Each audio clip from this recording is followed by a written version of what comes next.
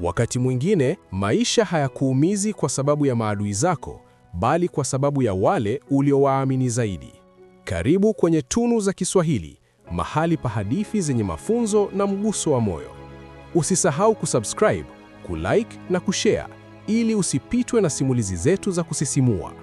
Amina alikuwa msichana mnyenyekevu aliyeishi kijijini. Alikuwa na ndoto kubwa, kuja kuwa daktari na kusaidia watu maskini. Mama yake alimlea kwa shida, akimfundisha uvumilivu na bidii. Kila siku Amina alitembea umbali mrefu kwenda shule, bila viatu, lakini moyo wake ulikuwa umejaa matumaini. Siku moja, mama yake aliugua ghafla. Hakukuwa na pesa za matibabu. Amina alishuhudia mama yake akizidi kudhoofika siku baada ya siku, hadi siku moja akafariki. Ndoto ya Amina ilianza kufifia. Alibaki peke yake duniani, bila msaada, bila matumaini.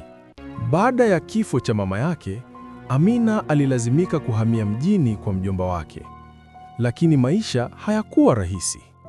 Alifanywa mtumishi wa ndani, alifanya kazi ngumu, alinyanyaswa na mara nyingi alilala njaa.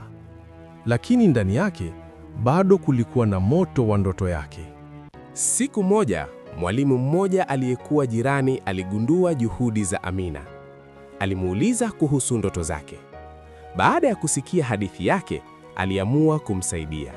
Alimrudisha shule kwa msaada wa ufadhili. Amina alianza tena safari yake.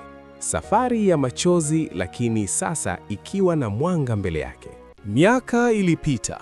Amina alihitimu na kuwa daktari.